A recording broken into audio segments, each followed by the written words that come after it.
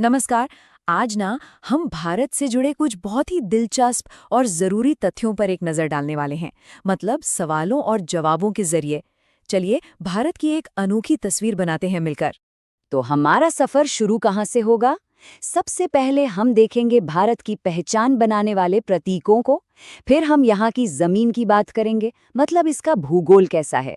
उसके बाद इतिहास के कुछ जरूरी पन्नों को पलटेंगे, विज्ञान की कुछ बेसिक बातें समझेंगे और आखिर में हम चलेंगे भारत के दिल कहे जाने वाले मध्य प्रदेश की एक छोटी सी सैर पर। तो ठीक है, शुरू करते हैं। सबसे पहले बात करते हैं उन राष्ट्रीय प्रतीकों की जो भारत की पहचान की नींव है। चलिए एक सीधे से सवाल से शुरुआत करते हैं। क्या कभी सोचा है कि भारत का राष्ट्रीय प्रतीक आखिर है क्या? ये है अशोक स्तंभ। असल में इसे सारनाथ में जो सम्राट अशोक का मशहूर सिंह चतुर्मुख स्तंभ मिला था ना, वहीं से लिया गया है। और ये जानते हैं किस चीज का प्रतीक है? ये प्रतीक है शक्ति का, साहस का, आत्मविश्वास और गौरव का। अच्छा, अब बात करते हैं हमारे प्यारे तिरंगे की। क्या कभी दिमाग में आया है कि हमारे राष्ट्रीय ध्वज का ये जो डिजाइन है, इसे तैयार किसने किया था? तो ये महान काम किया था स्वतंत्रता सेनानी पिंगली वेंकैया ने। जी हाँ, उन्होंने ही हमारे तिरंगे को इसका वो रूप दिया जिसे आज हम सब जानते हैं और सलाम करते हैं। अब तिरंगे से आगे बढ़ते हैं और बात करते हैं हमारे राष्ट्रगान की। इसके इतिहास से जुड़ा एक बड़ा ही मजेदार सवाल है कि इसे पहली बार कब और कहाँ गाया गया था। तो वो ऐतिहासिक दिन था साल 1911 का। इसे पहली बार भारतीय राष्ट्रीय कांग्रेस के कलकत्ता अधिवेशन में गाया गया था। सोचिए कितना खास मौका रहा होगा वो। देखिए, राष्ट्रीय पहचान सिर्फ प्रतीकों से नहीं बनती, बल्कि देश के संवैधानिक ढांचे से भी बनती है। और इसी ढांचे में भारत के उपराष्ट्रपति की एक बहुत ही अहम भूमिका होती है। वो संसद का जो ऊपरी सदन है ना, यानी राज्यसभा, उसके सभापति होते हैं। चलिए अब ये देखते हैं कि भारत की ये जो पहचान है वो इसके विशाल और सच में हैरान कर देने वाले भूगोल से कैसे जुड़ी हुई है। भारत की भौगोलिक विविधता तो बस कमाल की है। एक तरफ देखिए देश का सबसे बड़ा पठार है दक्कन का पठार, और दूसरी तरफ है द्रास, जो सबसे ठंडी जगहों में से एक है जहां लोग रहते हैं। मतलब कितनी वैरायटी है। और यहाँ नदियाँ और मौसम, ये तो जिंदगी का आधार हैं।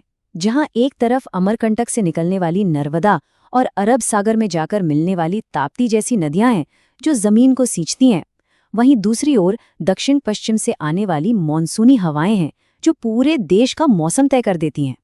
तो भूगोल से अब चलते हैं इतिहास की गलियों में। चलिए जरा समय में पीछे चलते हैं और भारतीय इतिहास के कुछ बहुत ही अहम मोड़ और किरदारों पर एक नजर डालते हैं। भारत का इतिहास, अरे वाह, ये तो साम्राज्यों के बनने और स्वतंत्रता संग्राम की कहानियों से भरा पड़ा है। सोचिए, दिल्ली सल्तनत की नींव रखी कुतुबुद्दीन ऐबक ने, तो वहीं मुगल सम्राट जलालुद्दीन मोहम्मद अकबर ने उसे बहुत आगे बढ़ाया। और फिर आया आज़ादी का वो लंबा संघर्ष, जिसमें 1857 की क्रांति में रानी लक्ष्मीबाई की वीरता हो, 1919 का वो दिल दहला देने वाला जलियांवाला बाग नरसंहार हो, या फिर 23 मार्च 1921 को भगत सिंह की शहादत। ये वो पल हैं जो इतिहास में हमेशा के लिए दर्ज हो गए। अच्छा, इतिहास से निकलकर अब हम उस चीज की बात करते हैं जो दुनिया को समझने में हमारी मदद करती है, यानी विज्ञान। चलिए अब विज्ञान की दुनिया में कुछ बुनियादी सिद्धांतों को समझते हैं। अब देखिए, विज्ञान में ना हर चीज को मापना बहुत जरूरी होता है। तो यहाँ दो बेसिक चीजों की बात करते हैं। एक है बल यानी फोर्स, जिसे न्यूटन में मापा जाता है, और दूसरा है विद्युत धारा, जिसे हम आम भाषा में करंट कहते हैं, उसे एम्पियर में मापते हैं। चलिए अब जरा जीव विज्ञान की तरफ चलते हैं। एक बहुत ही सरल लेकिन जरूरी सवाल कि हमारे दिल में यानी मानव हृदय में कितने चेंबर होते हैं? जी बिल्कुल सही, 4। हमारे दिल में 4 चेंबर होते हैं, 2 अलिंद और 2 निलय, और यही चारों मिलकर पूरे शरीर में खून के बहाव को कंट्रोल करते हैं। तो विज्ञान की इन बातों से अब वापस भारत की जमीन पर लौटते हैं, और इस बार हम चलेंगे सीधा भारत के दिल में, यानी मध्य प्रदेश। चलिए इस राज्य पर थोड़ा फोकस करते हैं। अब ये बात काफी लोगों को पता है कि मध्य प्रदेश की राजधानी भोपाल है, लेकिन एक दिलचस्प बात यह है कि राज्य का हाई कोर्ट भोपाल में नहीं बल्कि जबलपुर में है। और मध्य प्रदेश सिर्फ भूगोल में ही नहीं, इतिहास में भी बहुत अमीर है। यहाँ की जो प्राचीन भीमबेटका गुफाएं हैं ना, वो रायसेन जिले में है। ये गुफाएं हमें हजारों साल पुराने इंसानी जीवन की एक झलक दिखाती हैं। कमाल है ना? तो आज हमने क्या क्या देखा?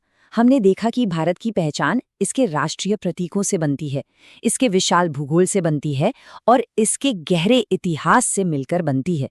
हमने विज्ञान के कुछ बेसिक नियम भी समझे और ये भी देखा कि कैसे मध्य प्रदेश जैसा एक राज्य इस बड़ी सी तस्वीर का एक कितना अहम हिस्सा है।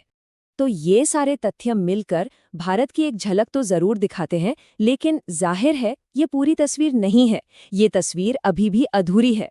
तो सवाल यही उठता है कि इस तस्वीर को पूरा करने के लिए इसमें और कौन-कौन से रंग भरे जा सकते हैं। सोचने वाली बात है।